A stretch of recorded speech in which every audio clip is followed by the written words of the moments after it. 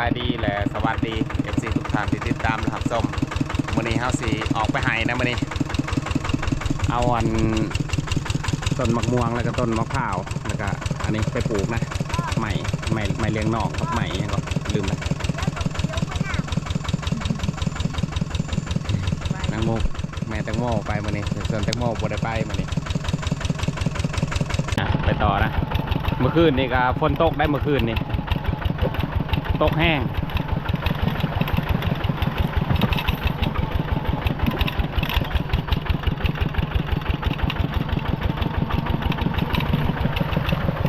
คือไปมื้อนี้ก็ให้รถเขาไปเบิกบอนที่ปลูกยางพาราผมนะมื้อนี้แล้วก็รถเขาไปให้ไปหน้าเขานะ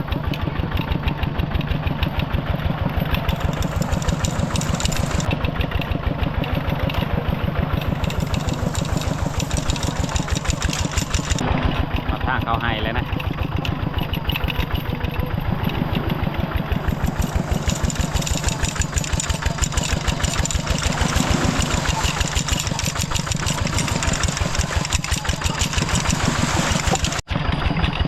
แต่มาหอดให้เขาท่านเบิกอยู่ได้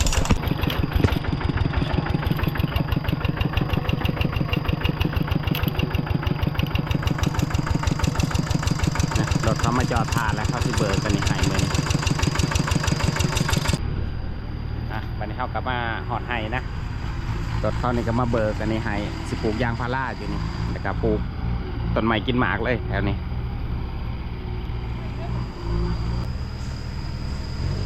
หอดก็ตั้งไฟไว้นะอย่างน้อยเห็นกินสู่เขากิน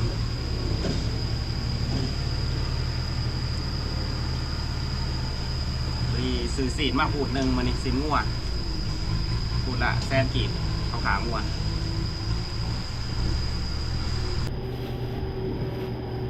วันนี้เข้ามาเห็ดกินนาซีนซื้อพูดหนึ่งหมู่บ้านพูดละแซนกีบ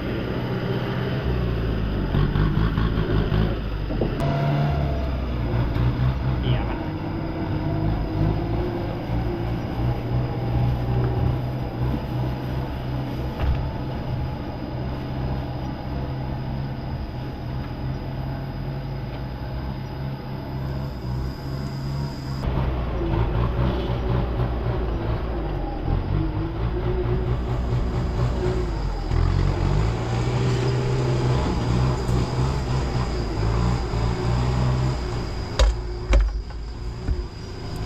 ดูกับใสมันนี่เอาสิต้มเห็ดน้ำสดเอา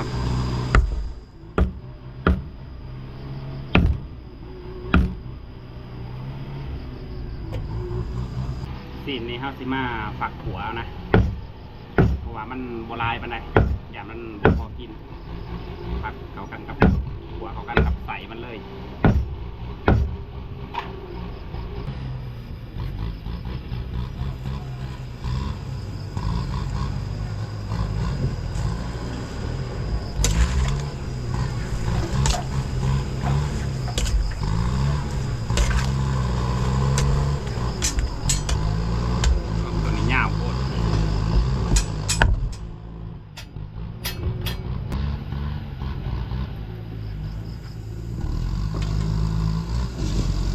เห็ดเบียกอยู่คนโบกนะไปจากมือ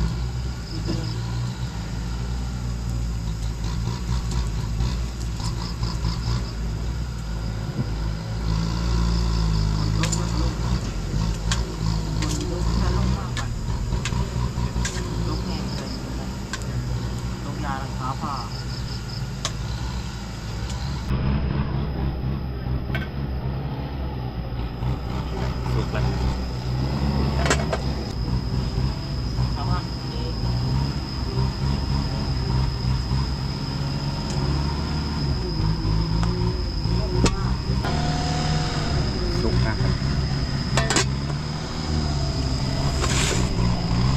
จีพริกตำแจวด้วยเอาไปย่างเอาบวบเนี่ยมาแกงบ่เอาขวดนั่นแหละแล้วครับจะมาจีงูจงอางไหน2 เมตรกว่าได้ 3 เมตรผมไปจากนอกยาวประมาณ3 เมตร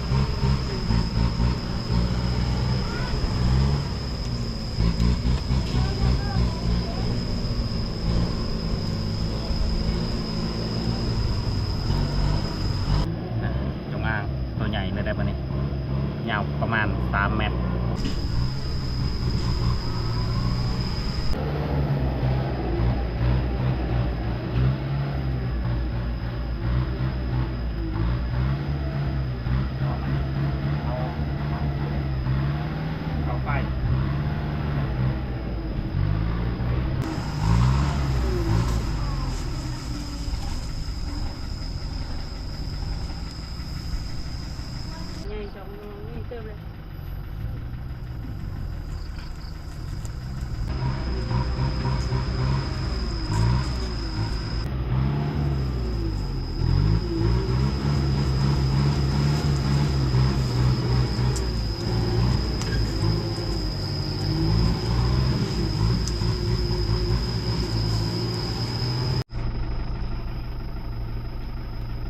ซูเปอร์รถกะกินบ่กินบ่เจ้ากะงูนี่กินเบิดบ่ได้เรียกบ่ได้เรียกแมวกินได้หุบยี่ห้อ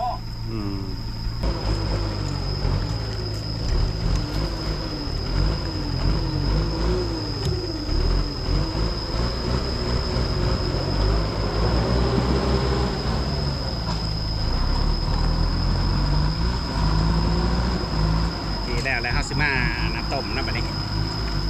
ตัวต้ม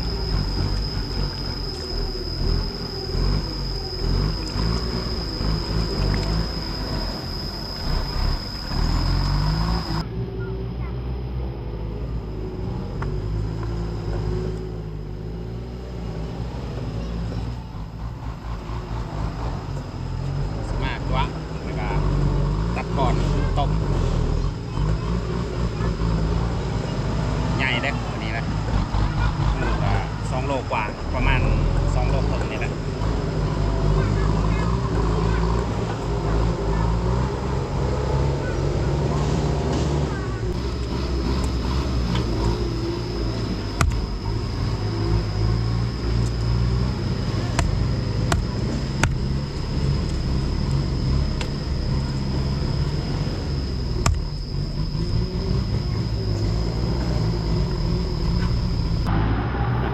กวดแล้วนะ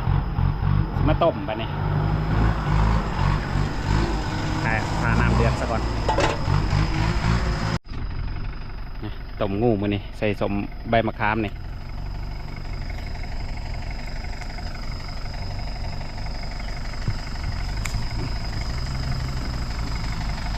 คือแถวนี้นะสิปลูกยางพาราหมดเลย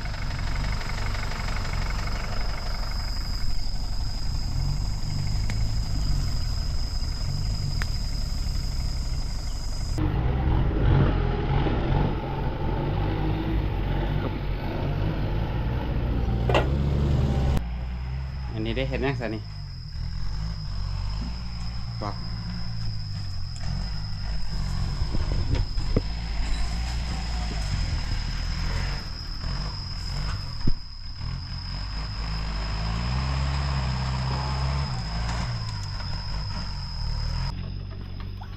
โจ๊กก็ได้คืน โอ้ปวดหลัง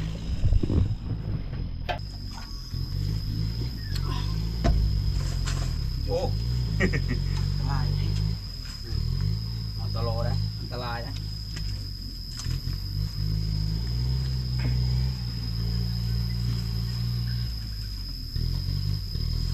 ชั่วโมงแล้วใช่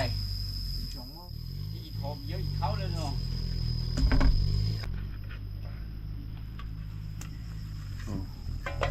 ขามันเปื่อยหมดแล้วกินเขาต้มงูแซ่บบะหมกต้มงูนะ ส่วนคนขับรถกับเพิ่นกินเลยนะแล้วก็ลงไปทูดอย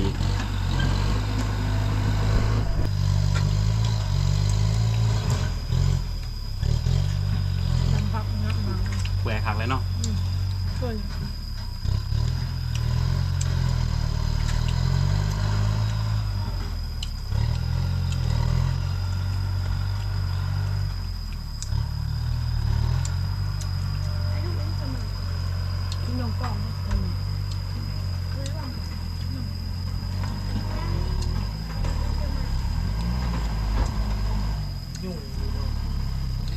ลาย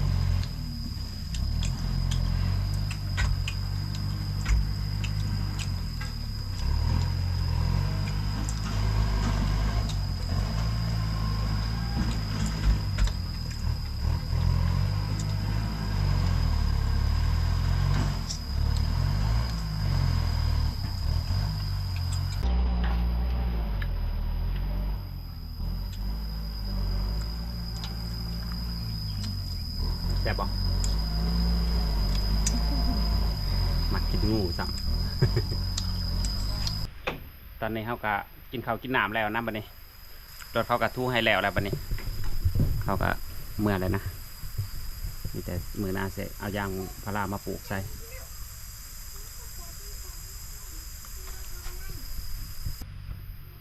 ฝนกระตกเลยนะบัดนี้ตกค่อย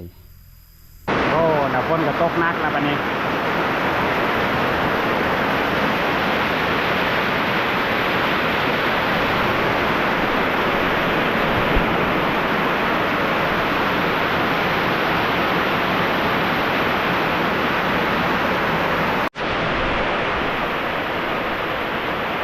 หมกอยากลงไปอาบน้ำมันวะอยากอาบน้ำพ่นพ่อว่าเพราะอะไรยันเปียกยันหนาววันนี้ฝนยาแล้วเขาซื้อมาปลูก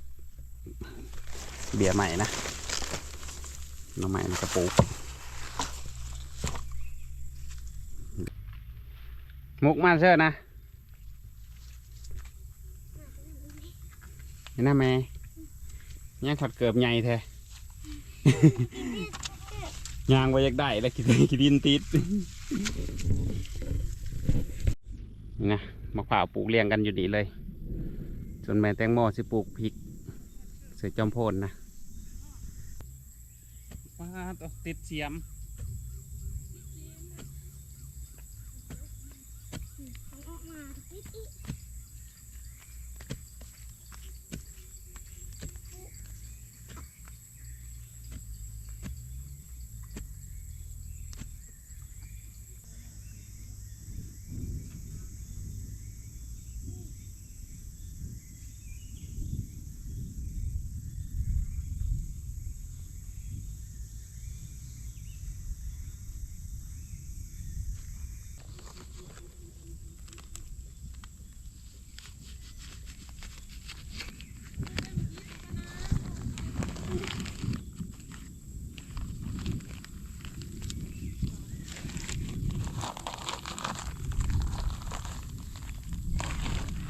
โอ้ย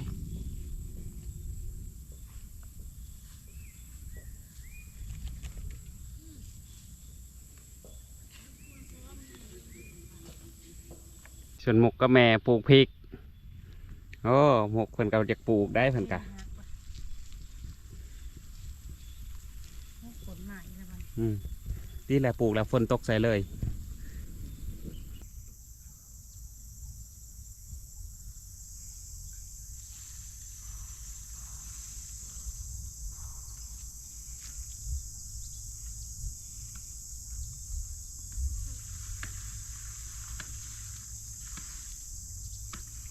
ปลูกแล้วเมื่อบัดนี้มะพร้าวแล้วก็มีมักมีมักลำไยม่วงส่วนกอใหม่ไปปลูกอยู่คันท้ายพูนนะ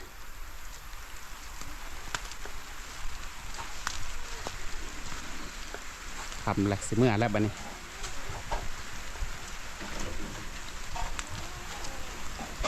ส่วนต้มงูนี่ก็กินบ่หมดซ้ำนะพอดีหากระต้มเปื่อยมากินแต่เหือดแหละอะไรคลิปนี้ก็สิได้ปิดคลิปไว้เพียงเท่านี้แหละขอบใจที่ติดตามและรับชมคลิปหน้าพอกันใหม่